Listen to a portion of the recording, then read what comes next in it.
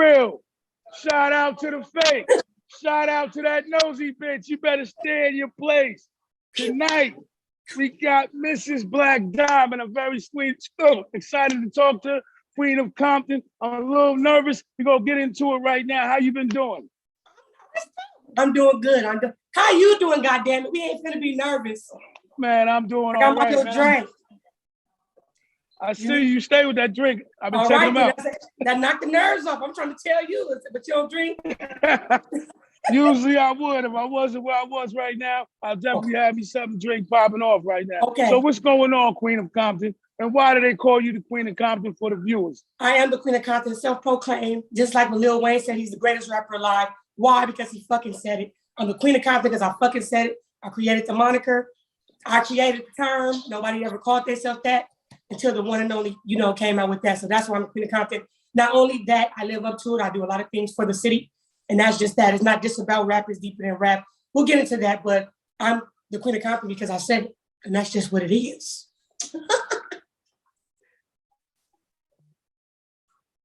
Your battle rap roots. Most people, I found you on the battle rap scene.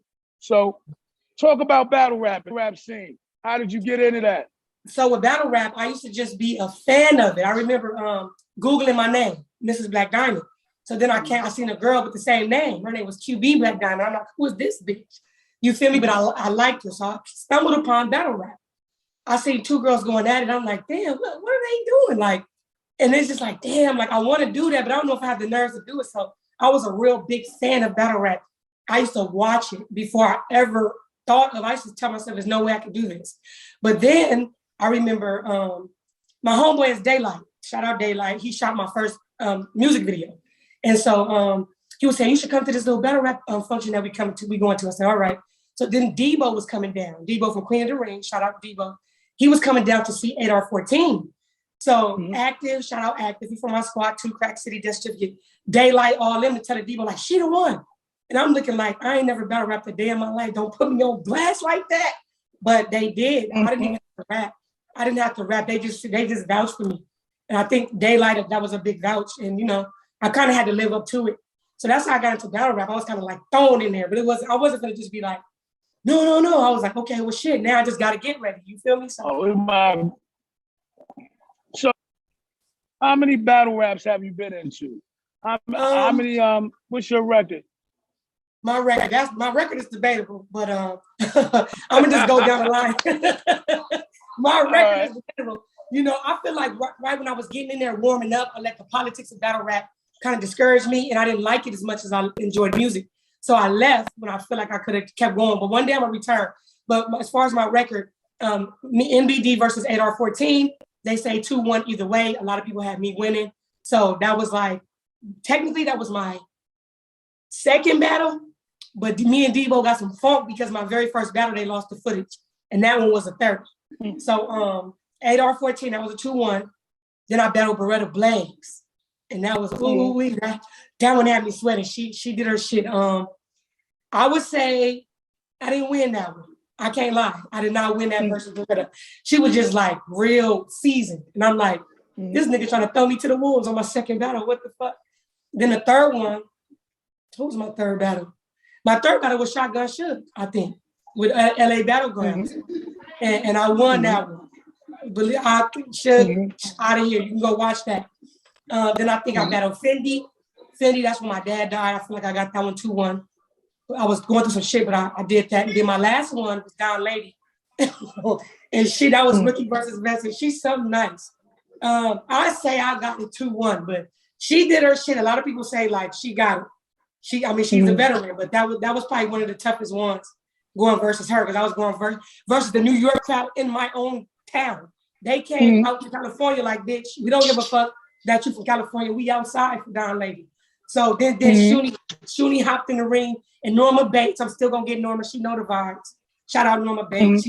She jumped in. It was just like a triple team, but I still held it down.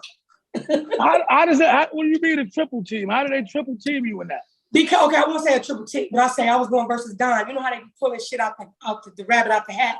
This is what y'all got up y'all sleeve. So I'm going at it on my third round with Don Lady. And then so Shuni comes out, and she, her favorite line, "You black bitch." So she get at me like that. I'm like, oh man. But I'm battling Don. I'm like, okay, you tag Shuni in, all right.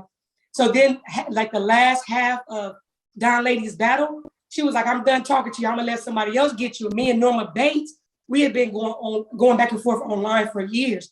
Because when I came in, they're like, oh, you're the knockoff Norma Bates, or you're the baby Norma. And it's like, no, nigga, like, I'm big NBD, I'm me. Like, I don't want to be underneath.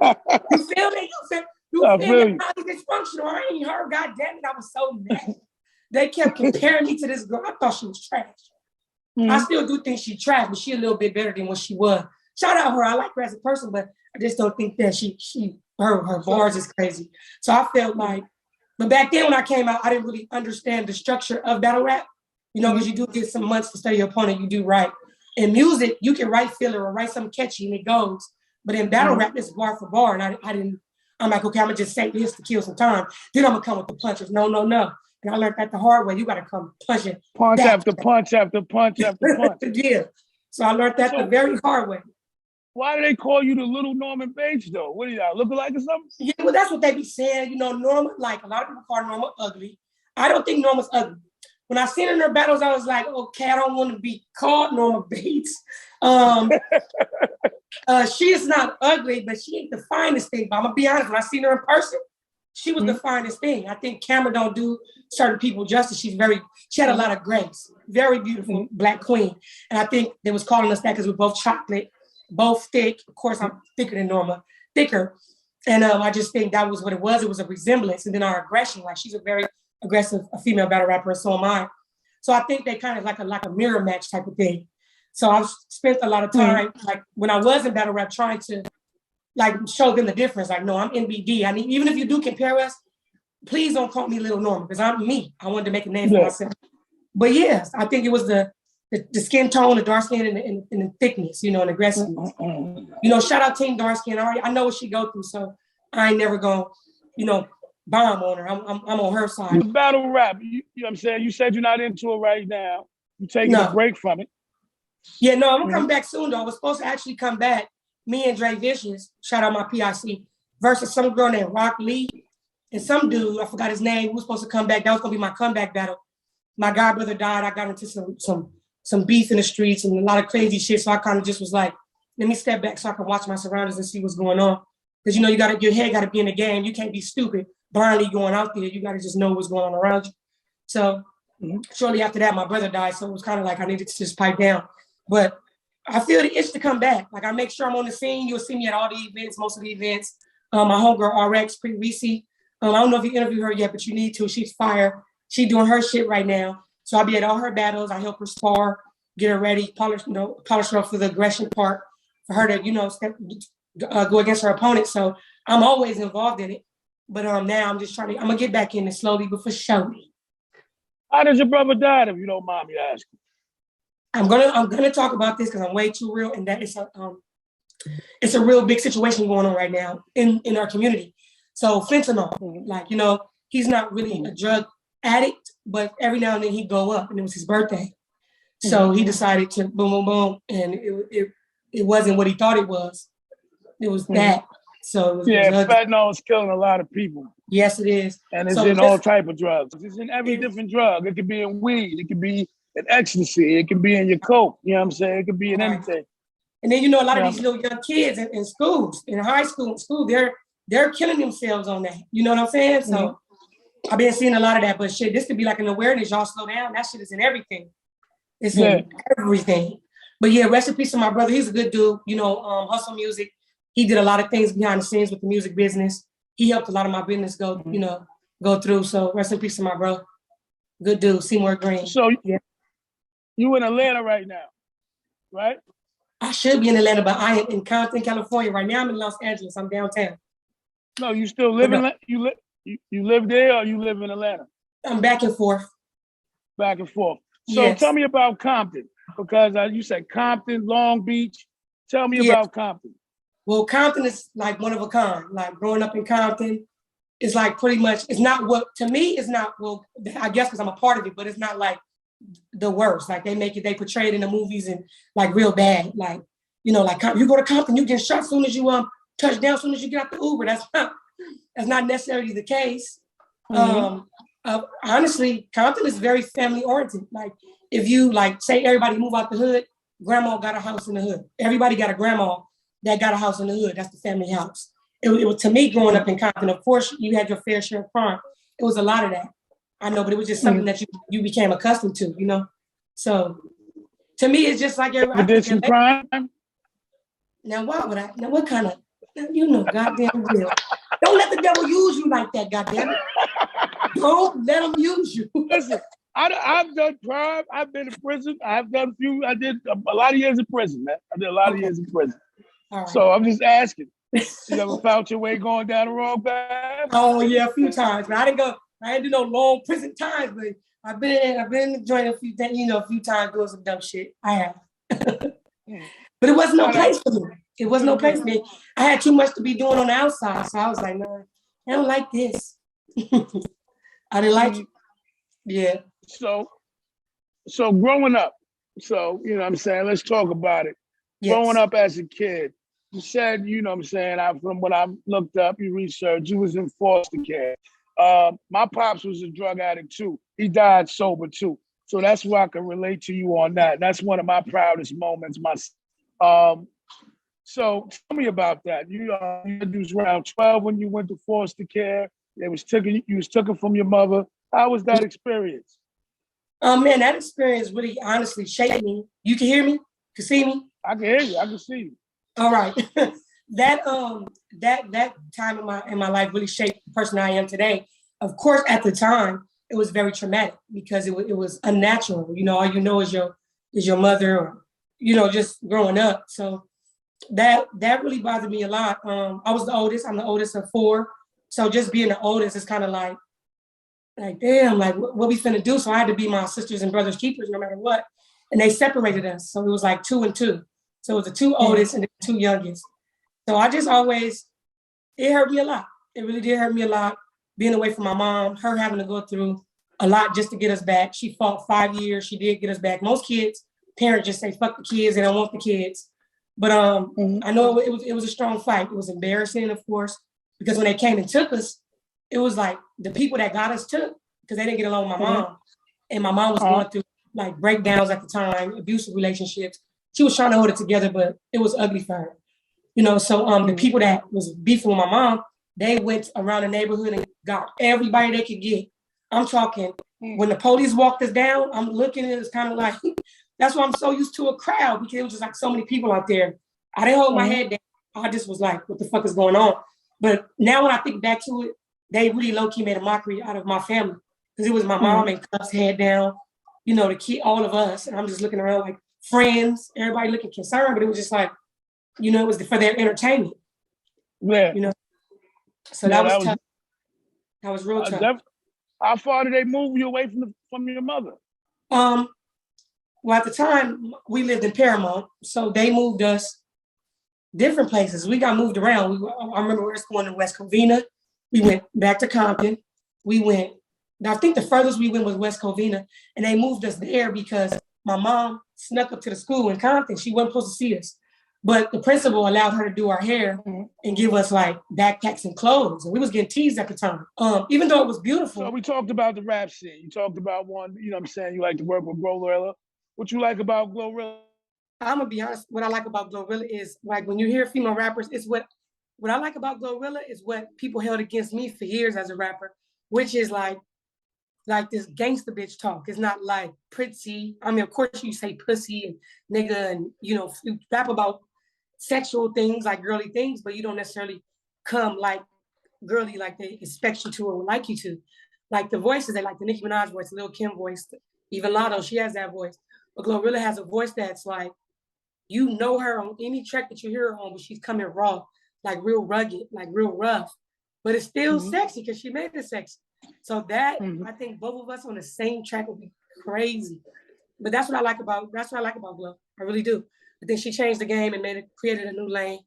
Well, a lane that should have been there, reopened a lane that was there, because back in the day, every rapper didn't necessarily rap like that. Even Remy, she rapped hard, you know, but Glo she just so uncut with it. She just like, I love it. And I know she's really doing well because even the guys accept it. They're not tripping. on her voice. And she sound too rough like a nigga. She needs to sound, they fuck with it. So that's what I like about her. I really am a fan of hers, like for real. And I ain't a fan of no rapper bitches. I don't like none of them really like that. But I love Glow. She's fire. I really do.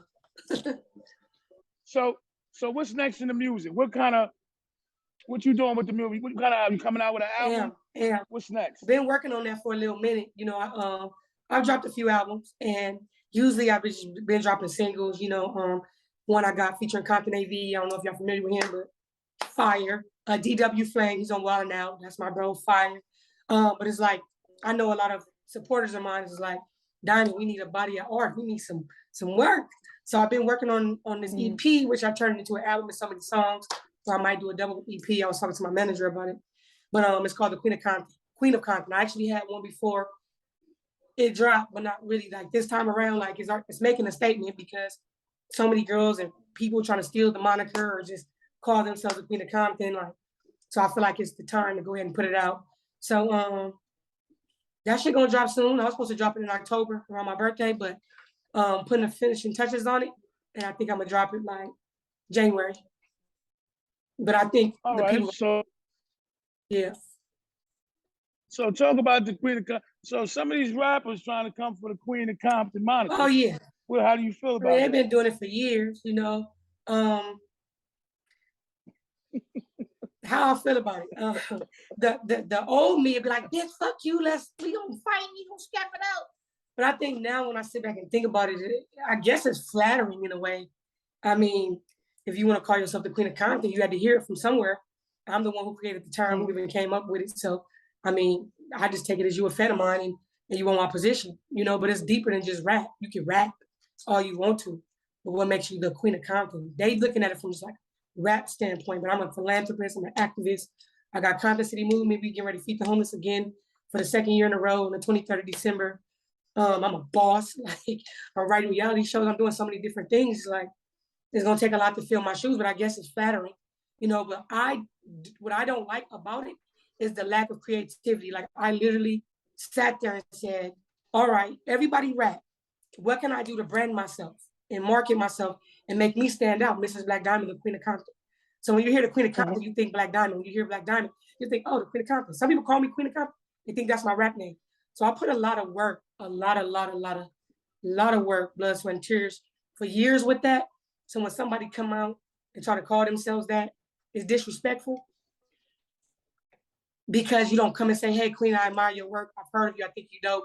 I'm new about the city. I want to do a record with you. You might got a better chance like doing that than you think you're going to get caught off me by beefing with me or trying to steal my name. That's just, people know who I am already everywhere, not just in Compton. So, I mean, good luck with that. You just look like you don't have no creativity at all. So, but I guess I just take it as a flattery.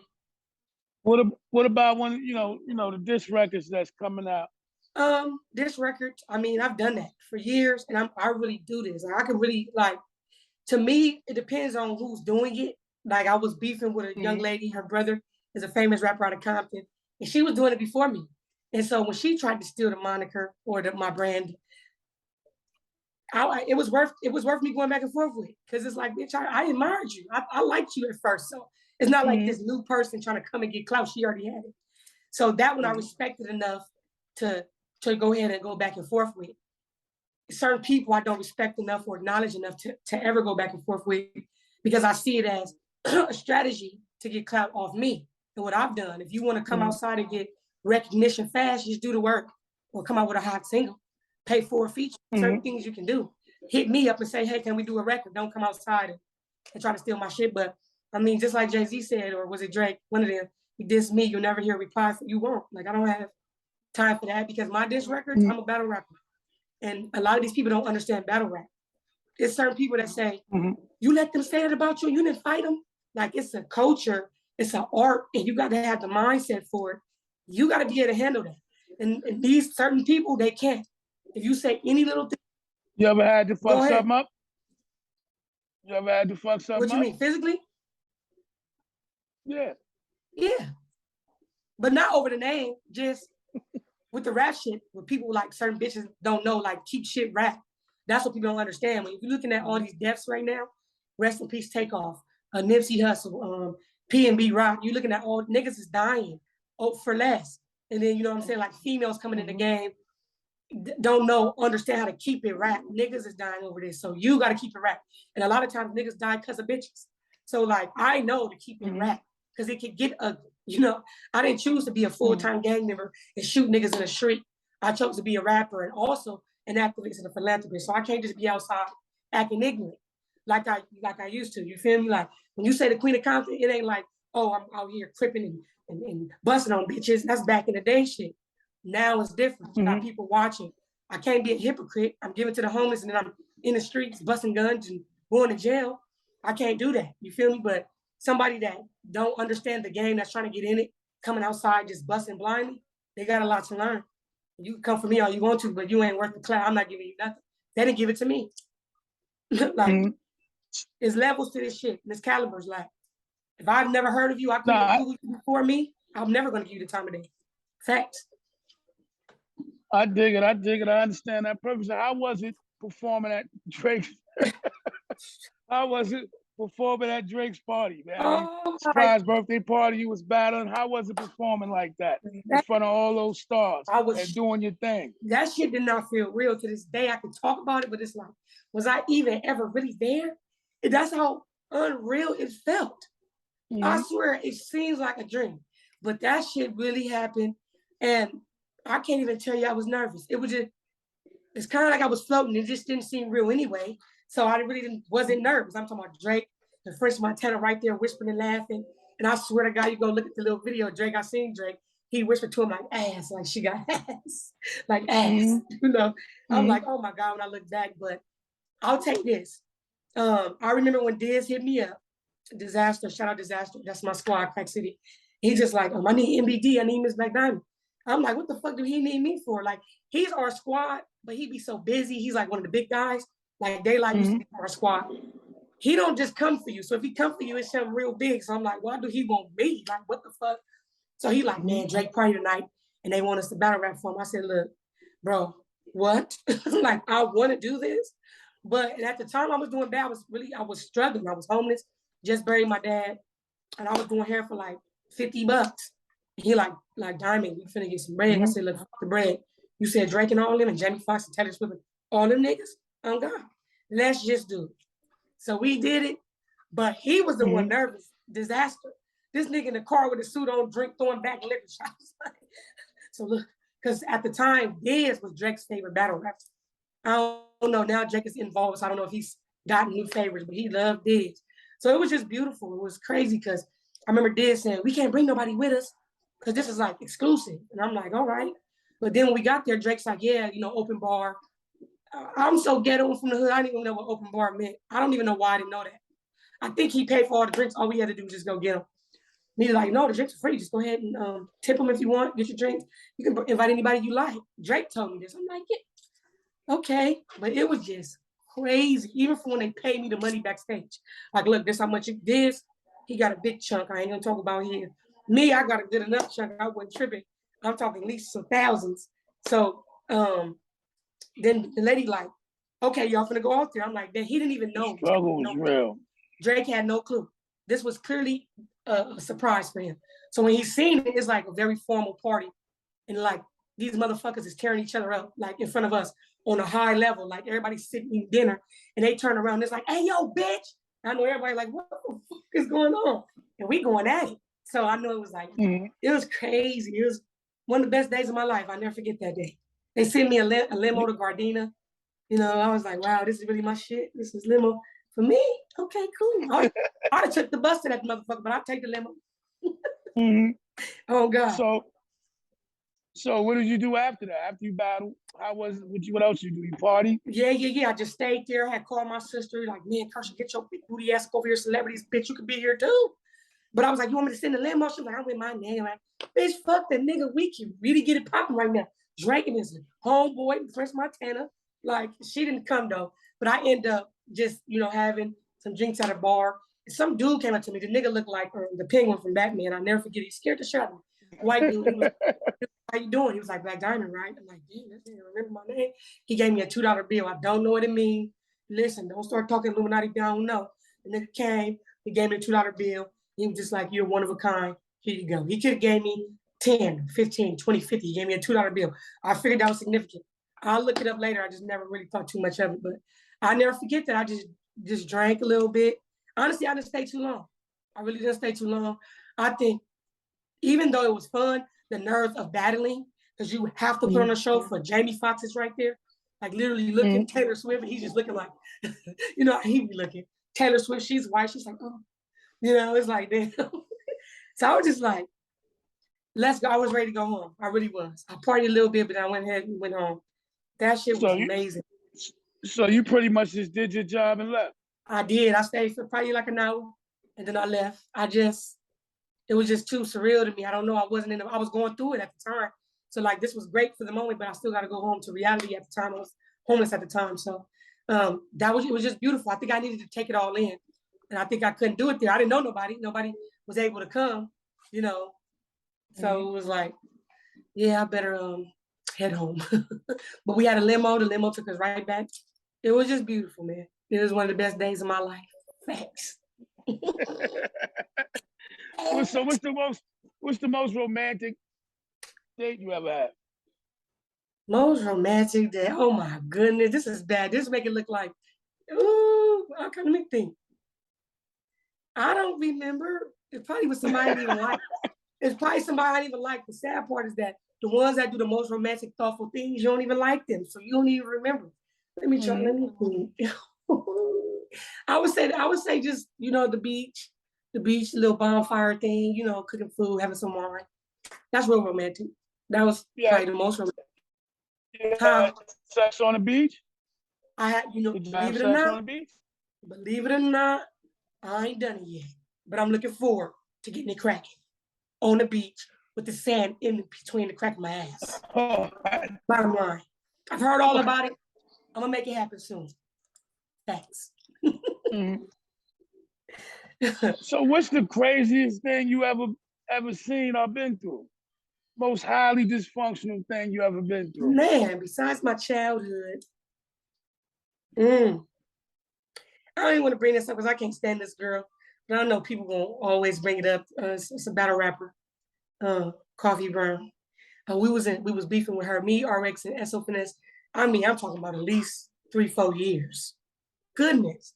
And you know, Beasley and Smack telling us, y'all can't come to this event because she doesn't feel comfortable, and fake restraining orders. And she lied and said we got restraining orders and talked to the police. Just rumors and lies, and the fans getting involved and hyping shit up and pumping it up. And, you know, us fighting at the county building in Compton. The Range Rover, the one I was driving at the time, was in the footage. It just was crazy. It was highly dysfunctional, but it was for their entertainment. But like, even with the little so-called beef that they trying to start with me now, some of these little girls coming out, is like, people's real life is their entertainment, and people can die. Like, they literally film niggas dying on the ground for their entertainment. It's entertainment for you, but if I go big and accidentally just go crazy and boom, boom, and bam, bam, like, I'm in jail for your entertainment. So like, I've learned from that situation how to move forward and handle certain situations. Everything is not worth the rah-rah, the fighting. Because at the end of the day, it's like chess and not checkers, right? And some people, you just a pawn on their chessboard.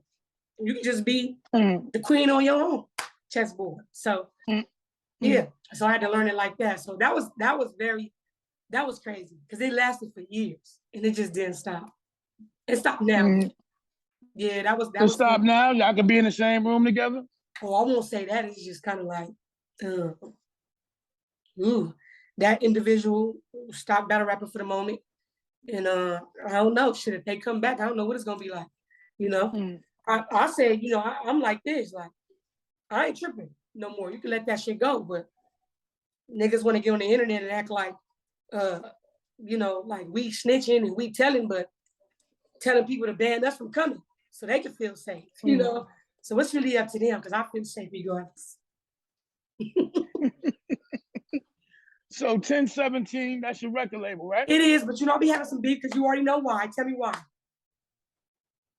Is that your birthday? That is. All right. But that I've had that in mind, like 10-7, because every day I see it on the clock, whether it be morning or night, 2 times a day. And I'm like, this is just too significant. Like, I got to do something with it. So I came out with 1017 Entertainment, but I spell out the 17. But then you got 1017 Brick Squad, Gucci Mane, shout out here. And everybody just like, 1017, ain't that Gucci Mane? Like, they make it seem like, I can see how people literally do not mean a copy of someone. Because I really, literally didn't. Like, no shots at him, but 1017 was a house he grew up in. And that was his address. And I get the significance. That's literally my birthday. So it's like, you know, so it's different. But I can see, like, you know, if it gets as big as I dream it to be, 1017 Entertainment, then it could clash eventually. So, you know, maybe he might want to holler at me and let me run 1017 West. And I got you. Bottom line. Sounds like a beautiful idea. Shout out to Gucci, shout out to man. Gucci, man. What's some of your favorite songs that you recorded? Favorite songs. Make a Wish. Some of your own favorite songs. Yes, sir. Make a Wish featuring DW Flames. Bury Myself in Music. That's just me by myself. A lot of the new stuff that I haven't released yet, because I'm feeling comfortable with the singing and the rapping, not just the rapping. I'm like, it's my own art. So it's like no wrong or right way. And then the one with me and Compton AV, Bottom Line, I think that video is almost to the 500,000 mark. And that's authentic. So I'm really happy about that. So those are it's definitely at the 500,000 mark. It is? Yeah. I was bumping that today. What? I gotta tell you, I didn't know that. I didn't know. I just thought it was like at 440 folk, something like that. But that's amazing. I think that is. That's dope. That is amazing. It is. I'm telling you. And then we were on No Jumper, but Adam from No Jumper, we had him do a video review before it even hit that mark.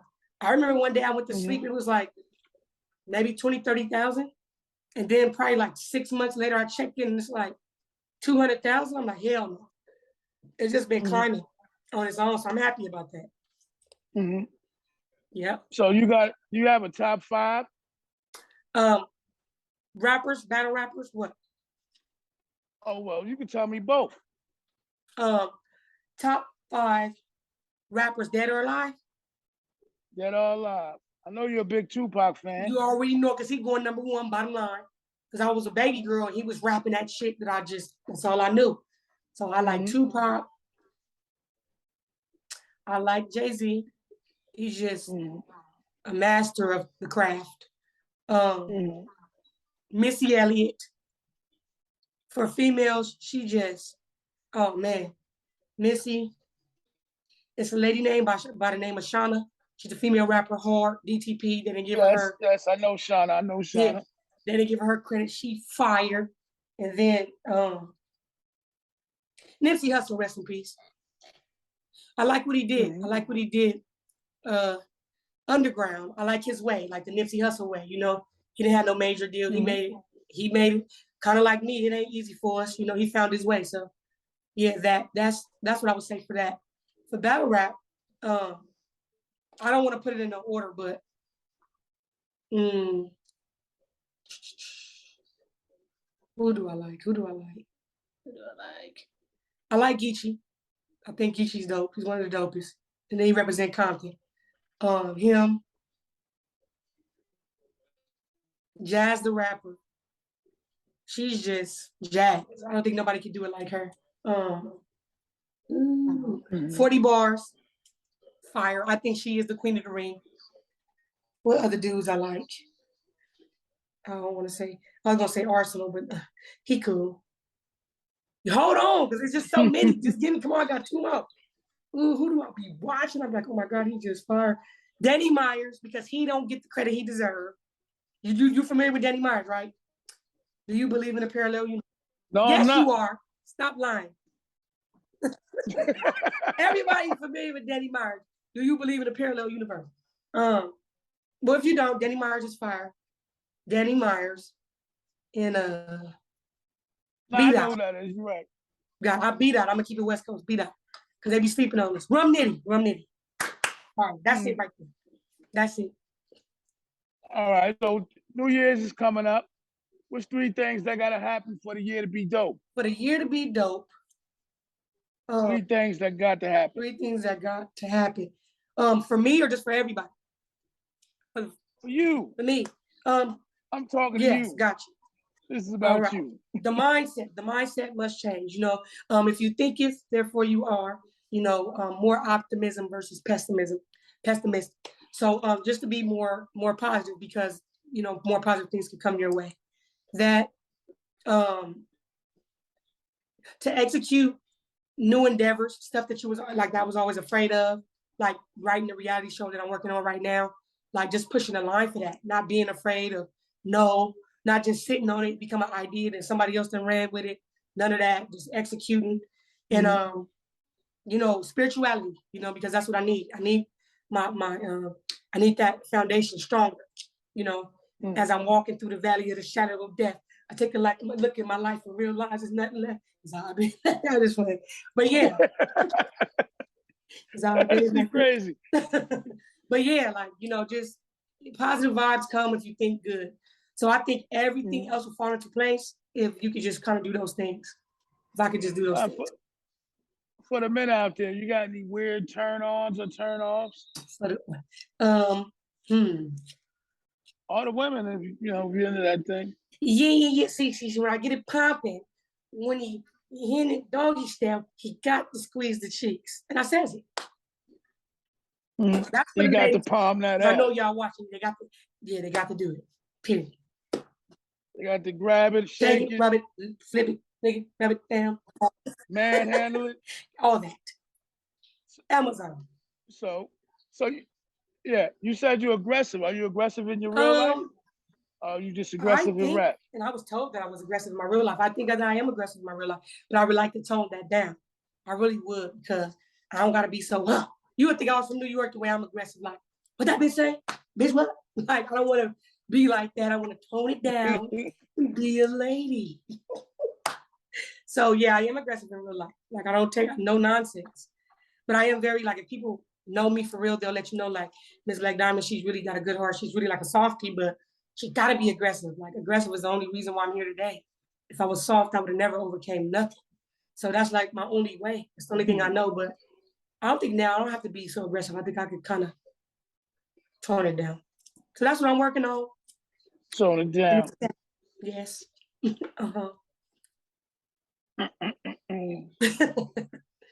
You also said you're sensitive. Very, very sensitive. I think the real aggressive ones, they kind of tend to be kind of sensitive. Because it's like you can say it to somebody else, but can you take it back? I ain't no hypocrite or nothing, but you just watch what you say about me. I'm very protective of my shit. Period. So what movie made you cry? You cried The Notebook? Hell no, that's too soft for me. I cried and set it off when Queen Latifah went under the tunnel. And under the tunnel when she was shaking, doing all like that. I cried on that part. Juice is my favorite movie. I didn't cry on Juice. Did I cry on Juice? Because Bishop was tripping. Why would you be crying on Juice? Because I loved it, Raheem. What? That was my boy. I don't think I cried on Juice. Oh, I cried on that one movie about the Central Five. When They See Us. I did. And my son, he'd be like, Mom, why are you keep watching this movie if you keep crying? Because I keep watching part 4 with dang, what's his name? You know the Central Five. You seen that movie, right? When They See Us. You ain't seen that movie? Say it again. You gotta see it. It's called When They See Us. It's about the Central Part 5, the boys that they lied about and said they raped the woman, but they didn't, and they just spent a lot of time in jail. I forgot the name. I forgot his name, but he was my that movie made me cry. Your philanthropy work. Yes. Talk about that. We got to talk about that positive stuff. Yes. My philanthropy work. Honestly, when you asked me earlier, what would I be doing if I wasn't rapping? It would have to be like catering to the people. Whenever I get into it, like depressed kind of mode, I always think to myself, or the inner God or God's voice that you hear, like, it's not about you. You know what I'm saying? Like, I'm not here. Because when I tend to get down, it's more so like, I want this, I need this, I. But if you think about it and you don't say I, you say, what can I do to be an assistant to somebody else? When I go out there and give to the homeless, that's very uplifting. And when I get out there and I talk to them, and they tell me their story and I can relate and I tell them mine, and I go home driving my car, like, man, that me uplifting somebody, I don't need no money or none of that. That does a lot for me. You know, so it's kind of like it's reciprocated, whether they know it or not. Even when I used to do hair, and I would talk to the ladies in the chair. Some of them used to be abused, going through bad relationships, and I build a rapport with them, hug them, make them look pretty, and I felt good about that. So it's just something that's innate. You know, something that I was born with, something that I got to do. Right. Long term, do you see yourself doing stuff like that? It seems like you enjoy doing stuff like that. To the day I die. Type of work. To the day I die. To the day I die. Facts. I think that's beautiful. Thank you. Do you have any fears? What's your biggest fear? Death. What's your biggest fear? My biggest fear is death. Leaving here, leaving the people I know, leaving what's known to me into the unknown. That's my biggest fear. Oh, so that's dying? Yes.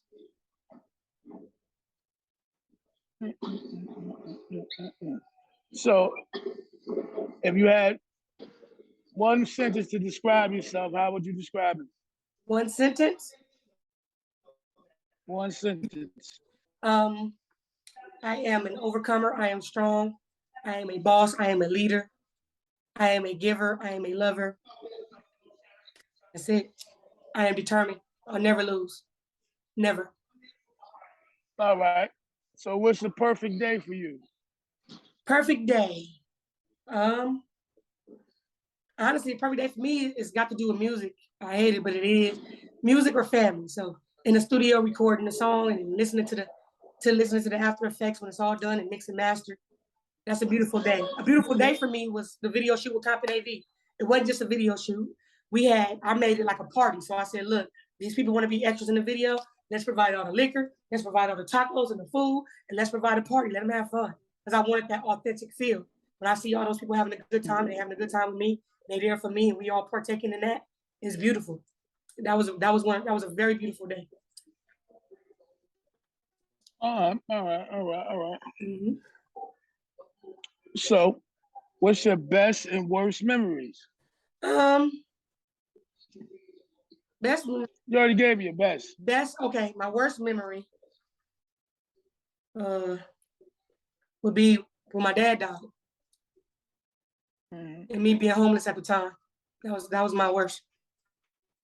Which is coming up. That's crazy. His death date is on the 14th of December. So I always feel like a little down around this time. So I just give, you know? Yeah.